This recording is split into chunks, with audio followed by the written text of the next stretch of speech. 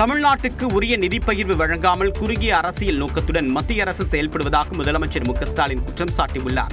சென்னை கலைவாணர் அரங்கில் மத்திய மாநில அரசுகளின் உறவுகள் குறித்து தேசிய கருத்தரங்கை முதலமைச்சர் மு.க.ஸ்டாலின் தொடங்கி வைத்தார். அப்போது பேசிய அவர், தமிழ்நாடு அரசு ஈட்டித் தரக்கூடிய வரி வருவாய்க்கு ஏற்ப மத்திய அரசு நிதி பகிர்வை வழங்குவது இல்லை என்று சாடினார்.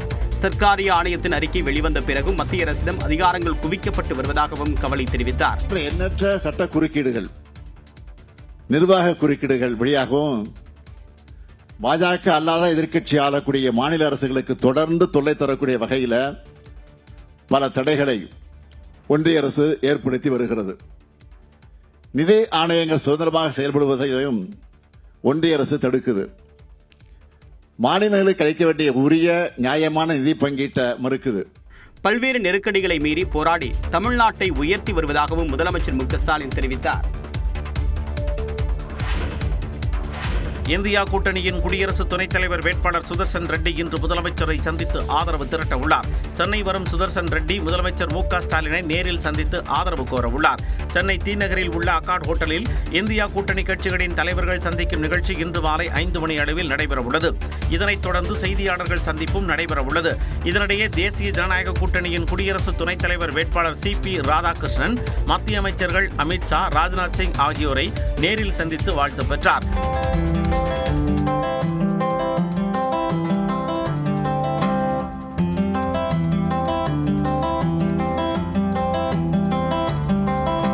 குடியரசு துணைத் தலைவர் தேர்தல் செப்டம்பர் 9ஆம் தேதி நடைபெறவுள்ளது குறிப்பிடத்தக்கது.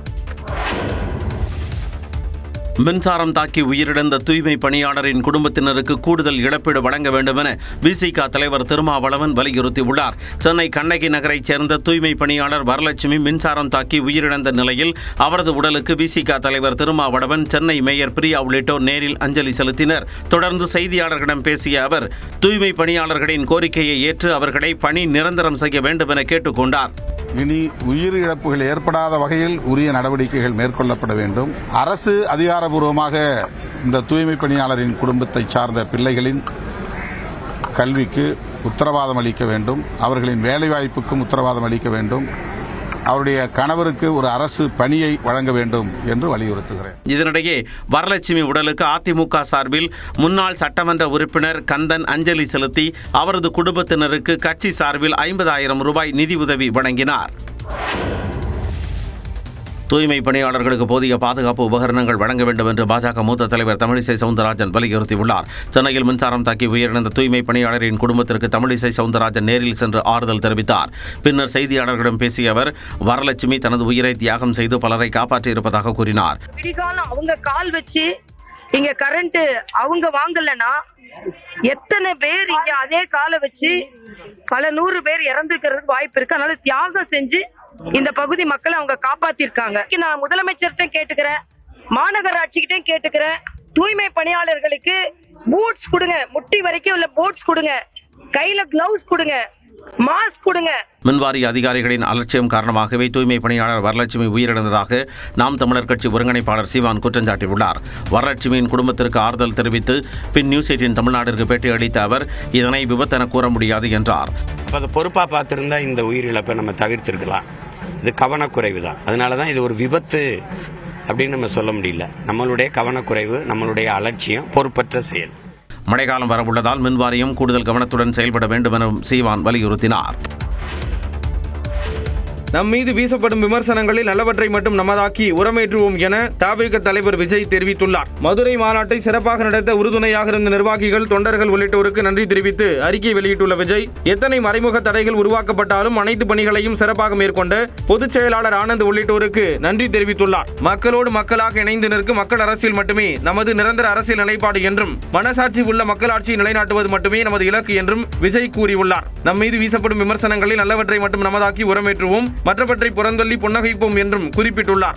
1967, 1977 தேர்தல் அரசியல் வெற்றி விளைவுகளை 2026 தேர்தலிலும் மக்கள் நமக்காக நிகழ்த்தி காட்டப்போவது நிச்சயம் என்றும் விஜய் நம்பிக்கை தெரிவித்துள்ளார். இதனிடையே மதுரை மாநாட்டிற்கு முன்பும் பின்பும் உயிரிழந்த தவிக தொண்டர்களுக்கு விஜய் இரங்கல் தெரிவித்துள்ளார். எக்ஸ் பக்கத்தில் பதிவிட்டுள்ளவர், பிரபாகரன், ரித்திக் ரோஷன், காளிராஜ் ஆகியோர் காலமான செய்தி அறிந்து வேதனை அடைந்ததாக குறிப்பிட்டுள்ளார். உயிரிழந்தவர்களின் குடும்பத்திற்கு தமிழக வெற்றி கழகம் துணை நிற்கும் என்றும் விஜய் அந்த இரங்கல் செய்தியில் குறிப்பிட்டுள்ளார்.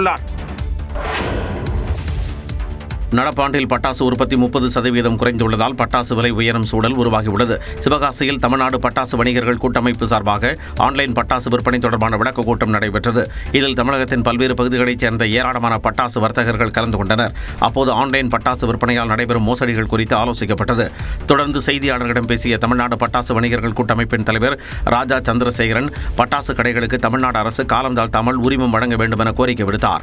ஆன்லைன் பட்டாசு விற்பனையை தமிழ்நாடு அரசு தடுக்க வேண்டும் எனவும் கேட்டுக்கொண்டார். போன வருஷத்துக்கு இந்த வருஷம் கிட்ட 30% தயாரிப்பு கம்மி. என்ன காரணம்? தொடர் விபத்துகள், அரசாங்கம் எடுக்கிற தொடர் நடவடிக்கைகள், இந்த மாதிரி ரூபா கட்டினேன் இப்ப போட்டோம்னா அந்த வெப்சைட் இல்ல, இப்ப அந்த போன் நம்பர் இல்ல, அந்த மாதிரி சொல்றது நிறைய இருக்காங்க. அது மக்கள் ஏமாறக்கூடாது. பட்டாசு உற்பத்தி குறைந்துள்ளதாக வணிகர்கள் கூட்டமைப்பு தெரிவித்துள்ளதால் விலை உயரும் சூழல் ஏற்பட்டுள்ளது.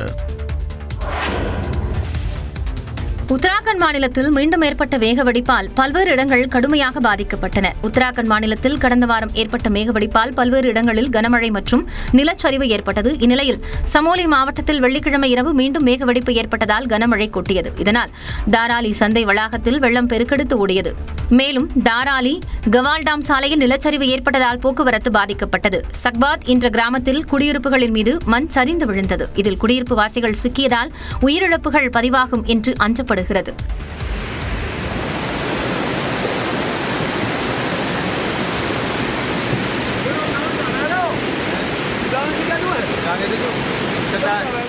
இதேபோன்று ஜம்மு காஷ்மீர் மாநிலம் கத்வாவில் பெருக்கெடுத்து ஓடிய வெள்ளத்தில் சிக்கிய கார் கிரேன் மூலம் மீட்கப்பட்டது.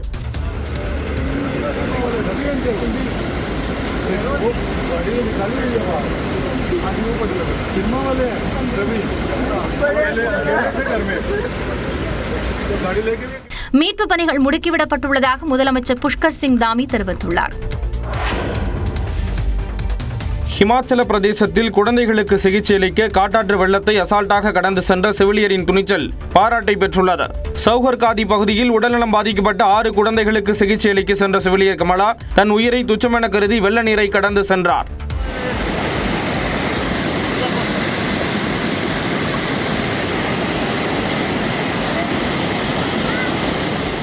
உத்தரப்பிரதேசத்தில் கொட்டி தீர்த்த பருவமழையால் பல்வேறு மாவட்டங்கள் நீரில் தத்தளிக்கின்றன.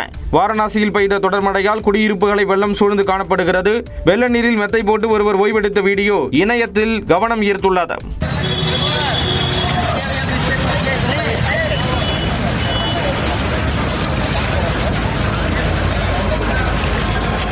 ராஜஸ்தானில் நாட்டுப்படகு கவிழ்ந்து நீரில் தத்தளித்த 9 பேர் மீட்கப்பட்ட நிலையில் ஒருவரை தேடும் பணி நடைபெறுகிறது.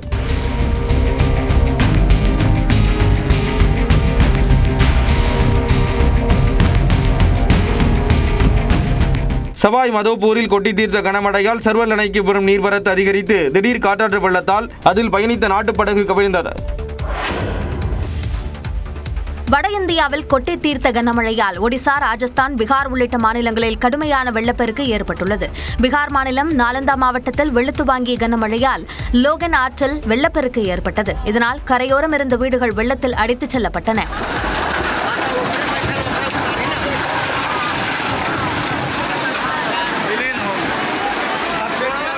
ஒடிசாவில் பெய்த மழையால் சமகோய் ஆற்றுப்பாலம் தண்ணீரில் மூழ்கியது. ராஜஸ்தானில் பெய்த கனமழையால் ஆம்பர் கோட்டையின் 200 அடி மதில் சுவர் சேதமடைந்தது.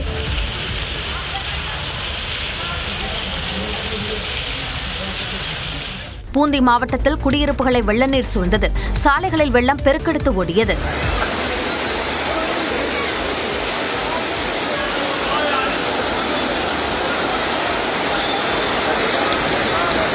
கோட்டா நகரில் இரவு முழுவதும் கொட்டி தீர்த்த மழையால் பள்ளி வளாகங்கள், ரயில்வே சுரங்கப்பாதைகள் தண்ணீரில் மிதந்தன.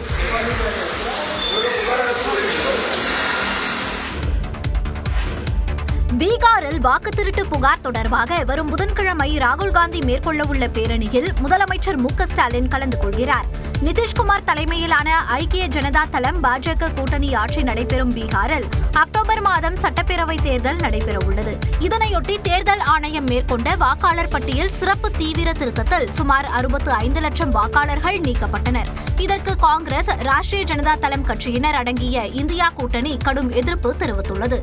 மேலும் தேர்தல் தேர்தல் ஆணையம் வாக்கு திருட்டில் ஈடுபடுவதாக கூறி கடந்த 17ஆம் தேதி பீகாரில் ராகுல் காந்தி பேரணி தொடங்கினார்.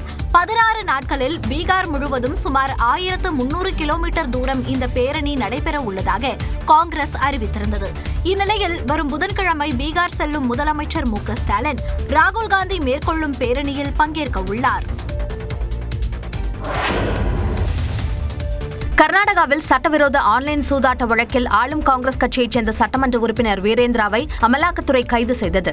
சட்டவிரோத ஆன்லைன் மற்றும் ஆஃப்லைன் சூதாட்ட வழக்கு தொடர்பாக சித்ரதுர்கா காங்கிரஸ் எம்எல்ஏ வீரேந்திராவுக்கு சொந்தமான இடங்களில் அமலாக்கத்துறையினர் வெள்ளிக்கிழமை சோதனையில் ஈடுபட்டனர். கர்நாடகா மட்டுமின்றி கோவா, மகாராஷ்டிரா, ராஜஸ்தான் உள்ளிட்ட பல்வேறு மாநிலங்களில் சோதனை நடைபெற்றது. வீரேந்திராவின் சகோதரர் நாகராஜ், அவரது மகன் ஆகியோருக்கு சொந்தமான இடங்களிலும் சோதனை நடத்தப்பட்டது. இதில் 1 கோடி ரூபாய் மதிப்பிலான வெளிநாட்டு கரன்சிகள் உட்பட 12 கோடி ரூபாய் ரொக்கம், 6 கோடி ரூபாய் மதிப்பிலான தங்கம், 10 கிலோ வெள்ளி, 4 சொகுசு வாகனங்கள் மற்றும் ஏராளமான ஆவணங்கள் பறிமுதல் செய்யப்பட்டன. இந்த நிலையில் சிக்கிம் மாநிலம் கேங்டாக்கில் தங்கியிருந்த வீரேந்திராவை அமலாக்கத்துறை அதிகாரிகள் கைது செய்தனர்.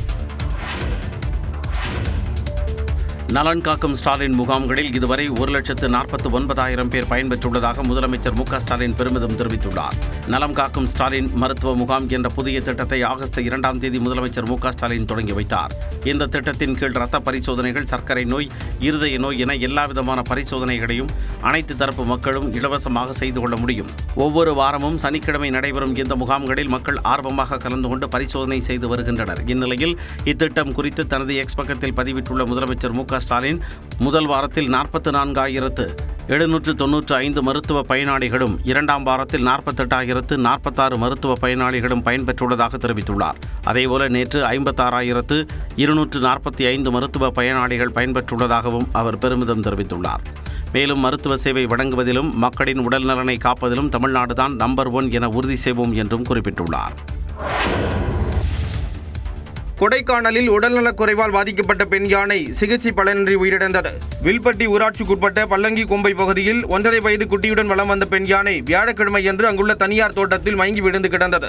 பெண் யானையை யாரும் நெருங்க விடாமல் அதன் அருகே குட்டி யானை பாச போராட்டம் நடத்தி வந்தது. தகவல் அறிந்து வந்த வனத்துறையினர் பெண் யானையிடம் இருந்து குட்டியை பிரிக்கும் முயற்சியில் ஈடுபட்டனர். ஆனால் யானை குட்டியை அங்கிருந்து சென்றது. அதைத் தொடர்ந்து பெண் யானைக்கு கால்நடை மருத்துவர்கள் சிகிச்சை அளித்து கண்காணித்து வந்தனர். இந்நிலையில் பெண் யானை சிகிச்சை பலனின்றி உயிரிழந்தது. தனது குட்டி பிரிந்து சென்றதன் காரணமாக பெண் யானை உயிரிழந்திருக்கலாம் என வனத்துறையினர் தெரிவித்துள்ளனர். தாயை இழந்த யானை குட்டியை வேறு யானை கூட்டங்களுடன் இணைக்க நடவடிக்கை எடுக்க வேண்டும் என்று வனவிலங்கு ஆர்வலர்கள் கோரிக்கை விடுத்துள்ளனர்.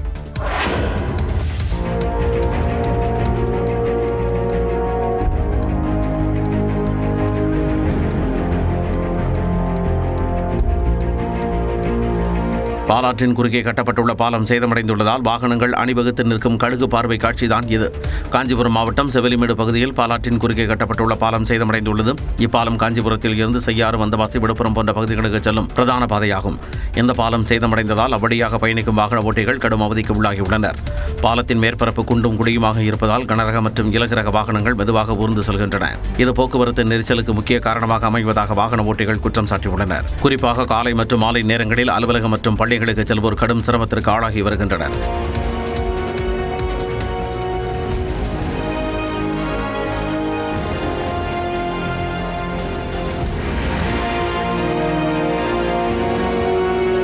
இந்நிலையில் சேதமடைந்த பாலத்தை சீரமைத்து போக்குவரத்து நெரிசலுக்கு நிரந்தர தீர்வு காண வேண்டும் என பொதுமக்கள் கோரிக்கை விடுத்துள்ளனர்.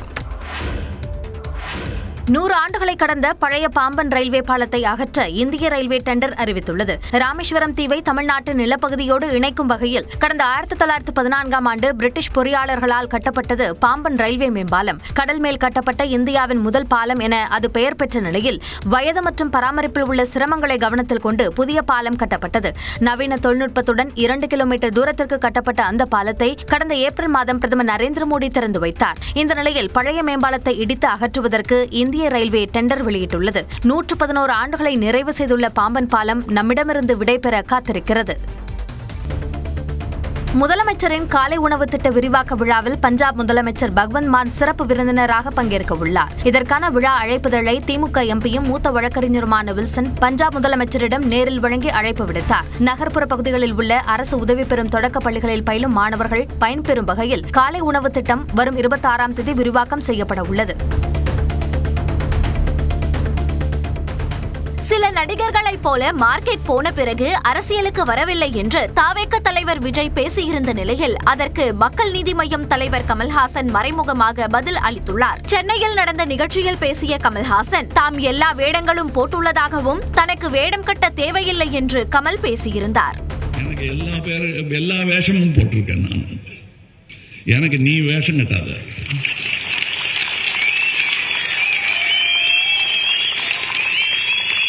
நான் வேஷம் கட்ட சொல்லி டைரக்டும் பண்ணிருக்கேன்.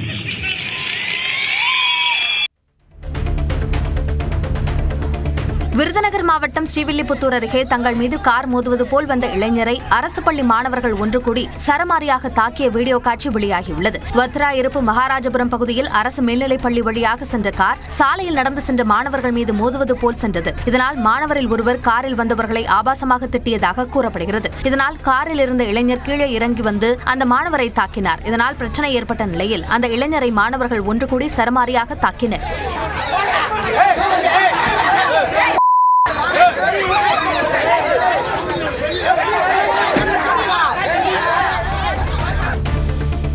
சேலம் மாவட்டம் வீரபாண்டி அருகே பிறந்த 9 நாள் ஆன பெண் குழந்தை 1 லட்சம் ரூபாய்க்கு விற்றதாக தாய் தந்தை உள்ளிட்ட 4 பேர் மீது வழக்கு பதிவு செய்யப்பட்டுள்ளது. ரெட்டிப்பட்டியைச் சேர்ந்த நெசவு தொழிலாளி சந்தோஷ் சிவகாமி தம்பதியின் குழந்தை கடந்த 14ஆம் தேதி சட்டவிரோதமாக விற்பனை செய்ததாக எழுந்த புகாரில் விசாரணை நடத்திய காவல்துறையினர் அவற்றை உறுதிப்படுத்தினர். இதனையடுத்து குழந்தையின் பெற்றோர் உள்ளிட்ட 4 பேர் மீது வழக்கு பதிவு செய்யப்பட்டது. கிருஷ்ணகிரி மாவட்டம் போச்சம்பள்ளி அருகே ஆசிரியர் தம்பதியர் வீட்டின் பூட்டை உடைத்து 75 சவரன் நகைகள் கொள்ளையடிக்கப்பட்டுள்ளன. பாலேக்குளி கிராமத்தைச் சேர்ந்த ஆனந்தன், தெய்வானை தம்பதியினர் அரசு தொடக்கப்பள்ளி ஆசிரியர்களாக உள்ளனர். இருவரும் பணிக்கு சென்ற நிலையில் அவர்களது வீட்டிற்குள் புகுந்த அடையாளம் தெரியாத நபர்கள் பீரோவை உடைத்து அதிலிருந்த 75 சவரன் நகைகள் மற்றும் 5 லட்சம் ரூபாய் ரொக்கம் ஆகியவற்றை திருடிச் சென்றனர். கன்னியாகுமரி மாவட்டம் நாகர்கோவில் அருகே சர்க்கஸ் கூடாரத்தில் தவறவிட்ட 50 சவரன் நகைகளை காவலர்கள் உரியவரிடம் ஒப்படைத்தனர். ஆரல்வாய்மொழி பகுதியைச் சேர்ந்த சின்னத்துரை தனது குடும்பத்தினருடன் நாகர்கோவிலில் சர்க்கஸ் பார்க்க வந்த நிலையில் அவரது மருமகள் பையை தொலைத்துள்ளார். கோட்டார் காவல் நிலைய சிறப்பு உதவி ஆய்வாளர் ராஜேஷ்குமார் மற்றும் தலைமை காவலர் அனில்குமார் பையை மீட்ட நிலையில் சின்னத்துரையை காவல் நிலையம் வரவழைத்து நகைகளை அவரிடம் ஒப்படைத்தனர். தருமபுரி மாவட்டம் பெண்ணாகரம் அருகே தனியார் பள்ளி உரிமையாளரின் மகன் 9ஆம் வகுப்பு மாணவியிடம் பாலியல் சீண்டலில் ஈடுபட்டதாக கைது செய்யப்பட்டார். சிடுவம்பட்டி அரசு தொடக்கப்பள்ளியில் தலைமை ஆசிரியராக பணியாற்றி வரும் கண்மலர் நடராஜ் தம்பதியினர் கடந்த 36 ஆண்டுகளாக தனியார் பள்ளி ஒன்றை நடத்தி வருவதாக கூறப்படுகிறது. இந்நிலையில் இவர்களின் மகன் வினு லோகேஸ்வரன் அப்பள்ளியில் பயிலும் 9ஆம் வகுப்பு மாணவிக்கு பாலியல் தொல்லை கொடுத்ததாக தெரிகிறது. பாதிக்கப்பட்ட மாணவியின் பெற்றோர் அளித்த புகாரின் பேரில் பெண்ணாகரம் போலீசார் வினு லோகேஸ்வரனை போக்சோ சட்டத்தின் கீழ் கைது செய்தனர். சேலம் மாவட்டம் ஆத்தூரில் வளர்ப்பு நாய் கடித்து முறையான சிகிச்சை பெறாத காரணத்தால் உரிமையாளர் ரேபிஸ் நோய் தாக்கி உயிரிழந்தார். மந்தவெளி சிங்காரப்பேட்டையைச் சேர்ந்த தர்மன் என்பவர் 2 ஆண்டுகளுக்கு முன்பு அவரது வளர்ப்பு நாய் கடித்ததாக கூறப்படுகிறது. தான் வளர்த்து வந்த நாய்தானே கடித்துள்ளது என்று சிகிச்சை பெறாமல் தர்மன் அலட்சியமாக இருந்ததாக சொல்லப்படுகிறது. இந்நிலையில் திடீரென உடல்நலம் பாதிக்கப்பட்ட ஆத்தூர் அரசு மருத்துவமனையில் அனுமதிக்கப்பட்ட தர்மனை பரிசோதித்த மருத்துவர்கள் அவரை ரேபிஸ் நோயால் பாதிக்கப்பட்டுள்ளதாக கூறினர். இதனைத் தொடர்ந்து சிகிச்சை பெற்று வந்த தர்மன் பரிதாபமாக உயிரிழந்தார். தூத்துக்குடி மாவட்டம் திருச்செந்தூர் சுப்பிரமணிய சாமி கோயிலில் 22 நாட்களில் 4 கோடி 7 லட்சம் ரூபாய் உண்டியல் காணிக்கையாக பெறப்பட்டுள்ளது. திருச்செந்தூர் சுப்பிரமணிய சாமி கோயிலில் கடந்த ஜூலை மாதம் 36ஆம் தேதி உண்டியல் திறக்கப்பட்டு எண்ணப்பட்டது. அதைத் தொடர்ந்து வெள்ளிக்கிழமை அன்று மீண்டும் உண்டியல்கள் திறக்கப்பட்டு சஷ்டி மண்டபத்தில் வைத்து காணிக்கைகள் எண்ணப்பட்டன. இதன் இறுதியில் 1005 கிராம் தங்கம், 18,164 கிராம் வெள்ளி, 1,218 வெளிநாட்டு கரன்சிகளும் காணிக்கையாக பெறப்பட்டது தெரிய வந்தது. திருச்சி மாவட்டம் மணப்பாறை அருகே பர்னிச்சர் கடை முன்பு நிறுத்தி வைக்கப்பட்டிருந்த உரிமையாளரின் 2 சக்கர வாகனத்தை சிலர் திருடிச் செல்லும் சிசிடிவி காட்சி வெளியாகி அதிர்ச்சியை ஏற்படுத்தியுள்ளது. துவரங்குறிச்சியில் பர்னிச்சர் கடை வைத்திருக்கும் நிவேசேகர் தனது 2 சக்கர வாகனத்தை கடையின் முன் நிறுத்தியுள்ளார். இந்நிலையில் அப்பகுதிக்கு 2 சக்கர வாகனத்தில் வந்த இளைஞர்கள் 2 சக்கர வாகனத்தை திருடிச் சென்றனர். கள்ளக்குறிச்சி மாவட்டம் சங்கராபுரம் அருகே அரசு மகளிர் உயர்நிலைப் பள்ளியில் மாணவிகளை கொண்டு பள்ளி வளாகம் சுத்தம் செய்யப்படுவதாக காணொலி பகிரப்படும் நிலையில் அதனை தமிழக அரசின் தகவல் சரிபார்ப்பகம் மறுத்துள்ளது. சுதந்திர தின விழாவின் போது வழங்கப்பட்ட பூச்செடிகளை ஆசிரியர்கள் மற்றும் தூய்மை பணியாளர் உதவியுடன் சுற்றுச்சூழல் மன்ற மாணவியர் நட்டதன் காணொலி அது என்று விளக்கம் அளித்துள்ளது. ஈரோடு மாவட்டம் கோபிச்செட்டிப்பாளையத்தில் ஓடும் பேருந்தில் பெண்ணிடம் இருந்து பணத்தை திருடிய 2 பெண்கள் கைது செய்யப்பட்டனர். பெரிய புலியூரில் இருந்து கவுந்தப்பாடிக்கு சென்ற பேருந்தில் ராஜலட்சுமி என்பவரிடம் 2 பெண்கள் 15,000 ரூபாயை திருடியுள்ளனர். இதையடுத்து இருவரையும் துரத்திச் சென்று பிடித்த பொதுமக்கள் அவர்களை கவுந்தப்பாடி காவல் நிலையத்தில் ஒப்படைத்தனர். இதனைத் தொடர்ந்து அவர்களிடம் நடத்திய விசாரணையில் அவர்கள் இருவரும் திருவண்ணாமலையைச் சேர்ந்த காவேரி சோலையம்மாள் என்பது தெரியவந்தது. தேனி மாவட்டம் வீரபாண்டி முல்லை பெரியாறு நீரில் இழுத்துச் செல்லப்பட்ட மூதாட்டியை உயிருடன் மீட்ட காவலர்களை மாவட்ட எஸ்பி ஸ்நேகப்பிரியா நேரில் அழைத்து பாராட்டினார். போடி நாயக்கனூரைச் சேர்ந்த மூதாட்டி ராணி வீரபாண்டியில் உள்ள முல்லை பெரியாற்றில் தற்கொலைக்கு முயன்று ஆற்றில் குதித்துள்ளார். இதனை கண்ட காவலர்கள் ஐடி ராஜ், பிரபாகரன் ஆகியோர் துரிதமாக செயல்பட்டு மூதாட்டியை உயிருடன் மீட்டனர். விரைவில் இந்தியாவுக்கென தனியாக விண்வெளி நிலையம் உருவாக்கப்படும் என பிரதமர் மோடி தெரிவித்துள்ளார். தேசிய விண்வெளி நாள் நிகழ்ச்சியில் காணொலி வாயிலாக உரையாற்றிய அவர் விண்வெளி துறையில் இந்தியா வேகமாக முன்னேறி வருவதாக பெருமிதம் தெரிவித்தார். 2030ஆம் ஆண்டுக்குள் வாரத்திற்கு 1 ராக்கெட் ஏவும் வகையிலும் 5 பெரிய திட்டங்களை செயல்படுத்தும் வகையிலும் வளர வேண்டும் என கூறினார். जल्द ही आप सब वैज्ञानिकों की मेहनत से भारत गगनयान की उड़ान भी भरेगा और आने वाले समय में भारत अपना स्पेस स्टेशन भी बनाएगा. டெல்லி மெட்ரோ ரயிலில் சீட் பிடிப்பதில் ஏற்பட்ட தகராறில் பெண்கள் இருவர் ஒருவரை ஒருவர் தாக்கிக் கொண்ட சம்பவம் அதிர்ச்சியை ஏற்படுத்தியுள்ளது. டெல்லி மெட்ரோவில் பெண்களுக்கான பெட்டியில் ஏறிய 2 பெண்கள் பயணிகளுக்கு மத்தியில் இருக்கையை பிடிப்பதில் வாக்குவாதம் ஏற்பட்டது. ஒரு கட்டத்தில் அவர்கள் ஒருவரை ஒருவர் தாக்கிக் கொண்டனர்.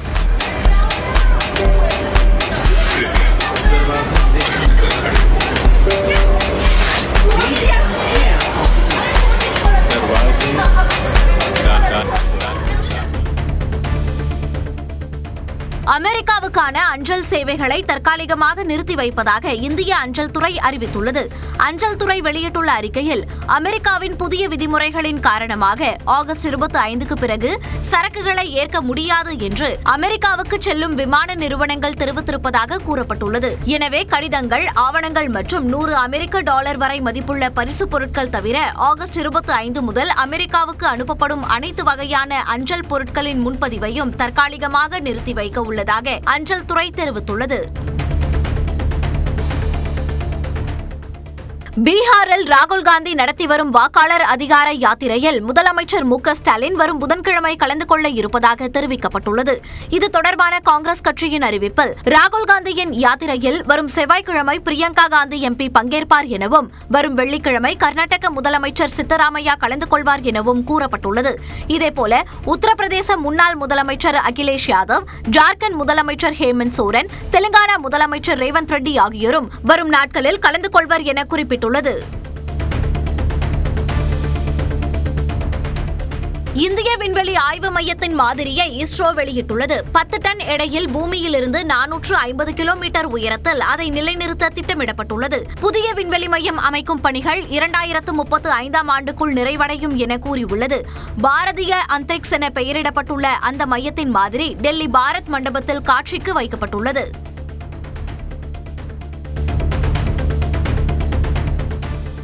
திருவண்ணாமலையில் பெண் காவலரிடம் இருந்து தங்கச் செயினை பறித்த 2 கைது செய்யப்பட்டனர். திருவண்ணாமலை ஆயுதப்படையின் காவலராக பணியாற்றி வரும் கரையரசு என்பவர் வேலூர் திருவண்ணாமலை சாலையில் சென்றபோது 2 சக்கர வாகனத்தில் பின் தொடர்ந்து வந்த மர்ம நபர்கள் அவர் அணிந்திருந்த செயினை பறித்து சென்றனர். இச்சம்பவம் தொடர்பாக விசாரித்து வந்த திருவண்ணாமலை கிராமிய காவல் நிலைய போலீசார் செயின் பறிப்பில் ஈடுபட்ட ஷேக் அனீப் மற்றும் ஷெரீப் ஆகிய 2 கைது செய்து 5 சவரன் நகைகள் மற்றும் 2 சக்கர வாகனத்தை பறிமுதல் செய்தனர்.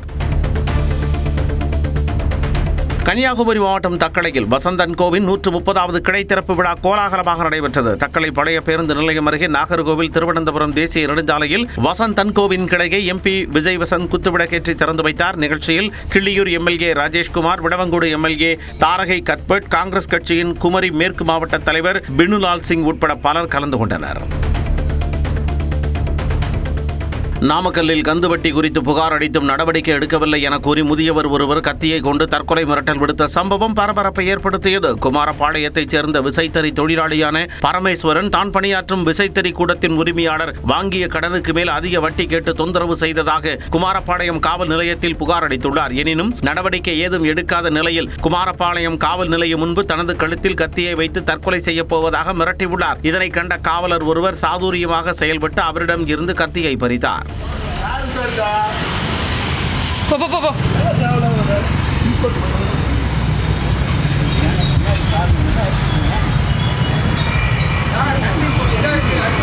கை உங்க கையில் பட்டு போகுது. சிவகங்கை மாவட்டம் காரைக்குடியில் நன்றாக இருக்கும் சிமெண்ட் சாலை மீது மீண்டும் புதிய சாலை அமைக்கப்படுவதாக எதிர்ப்பு தெரிவித்து ஜேசிபி இயந்திரத்தை சிறைப்பிடித்து மக்கள் போராட்டம் நடத்தினர்.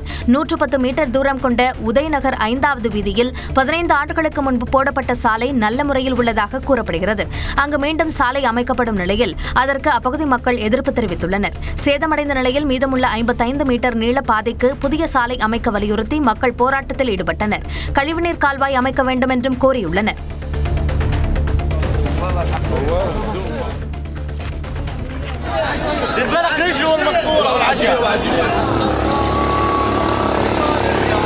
காசாவின் உணவு பஞ்சத்தை ஐநா அதிகாரப்பூர்வமாக அறிவித்துள்ள நிலையில் அதற்கு சான்றாக அமைந்துள்ளது இந்த காட்சிகள். ஜிக்கிம் என்ற இடத்தில் விநியோகம் செய்யப்பட்ட உணவுப் பொருட்களை தோள்களில் பல கிலோமீட்டர் தூரம் சுமந்து மக்கள் தங்களது இருப்பிடத்திற்கு செல்வதை காண முடிந்தது. சிலர் கழுதைகளிலும் வாகனங்களிலும் கிடைத்த உணவுப் பொருட்களை எடுத்துச் சென்றனர். كل كيسين ب $100 هذه